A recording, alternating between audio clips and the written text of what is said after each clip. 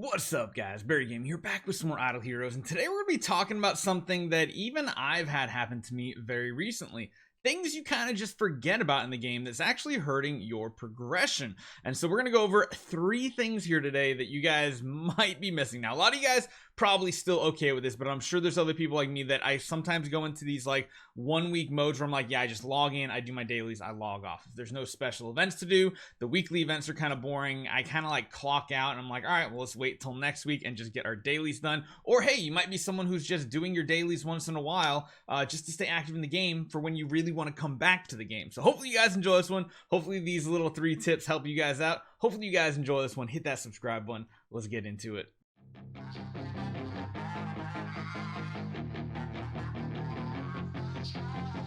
So first up on the list is probably something some of you guys don't have unlocked, most of you guys do have unlocked, and a lot of you might have even forgotten, because guess what? I've gone 2 weeks without properly using this feature, and that is in the Void campaign. We have this game mode called Void Hoard. Now, each Void Hoard unlocks as soon as you pass the basically corresponding level. So once you get past all of chapter 1 in the normal Void campaign, Void Hoard 1 unlocks. Now, why is that important? Because it has chests in here that are going to give you stellar shards. It has chests in here that are going to give you Cloud Island materials, and it's going to have a chest that give you the advanced resources as well. As you get further in here, you're going to start getting essence sublimation chests, which are going to help out, as well as spiritual essence. So again, pushing these even further are going to get you Scattered Spirit Vein and Divine Power Aura Gems. However, you have to make sure you're actually going in these and paying attention, because I noticed, at least number 1, you need to make sure you're in the current depth. I didn't realize I was still having my character on Hoard 4 for about 2 weeks. So essentially, once you generate these resources, they're gone. The speed at which you generate them is dependent on what depth you are currently at as far as progression wise. You'll never get more resources than this. You'll never get less resources than this. It'll just take more time to get this. And time is important because, like I said, I missed 2 weeks of this right here. And even at that, I'm still behind because I'm not really pushing my team to the limit. You really need to be going in here and pushing as far as you can. Hey, is that Brownie? Hold on. Hey, Brownie, I tried to beat you. I can't. But yeah, doing this right here is important. Trying to get to the lower depths as fast as possible is going to be big. Make sure you're not trying to fight anybody that has this little blue bar around them, because you're going to have 50% of your actual bonuses here. And yeah, your whole goal is just to get as far down in these 10 attempts as possible, whenever possible. And hopefully you guys can get some wins. I think I'm pretty much at my cap right here with depth 5, because again, there's still tons of whales that are progressing through it. But the most important thing is, if you are someone, oh, look at that, we actually got a win. So you can see the time efficiency is going to go way up. However, if you jump in here and you realize you're still on 4 and you have this check mark, well, guess what? You're not generating any resources, which kind of sucks. So make sure you go in on this. This is a lot of really good resources you need for progression. Hopefully you haven't been sitting there for weeks like I have, but that's the first thing on the list.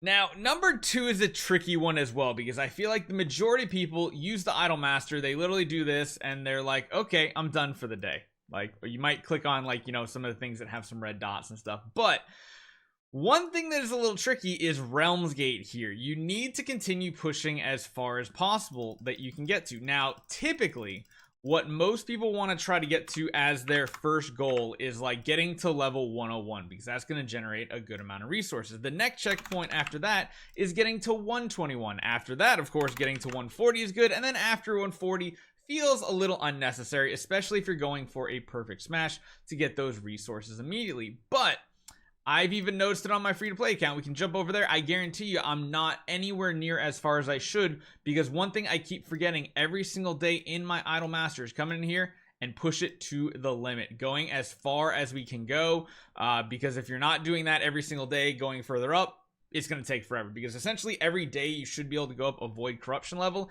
and getting this to 100 should be very, very important to your account. And as you guys can see, my free-to-play is only at 26. This is probably one of the biggest things I let go on every account, because I totally forget about pushing this content. And it is very important, because at those certain milestones, you'll generate additional resources and different resources in Realms Gate. And if you're not doing it, well, that's going to really kind of suck. So you make sure you get your Void Corruption as high as possible. Make sure if you're doing it manually as well, you're paying attention. But yeah, having all these additional resources add up as you go to higher and higher difficulties is important. So you want to make sure you get that done. However, just remember, once you go past 140, it gets very difficult. I typically try to stay within the perfect smash for myself, but that is another area where I am guilty of completely forgetting about, and it's missed resources. Last but not least is gems, and you're gonna think I'm weird because I'm always telling you save, save, save. However, most of the events that come around, they cost like, 20 to 50,000 gems. I see people out there with literally free-to-play accounts and stuff that are sitting on the same amount of gem count that I am, like 150 to 250,000 gems.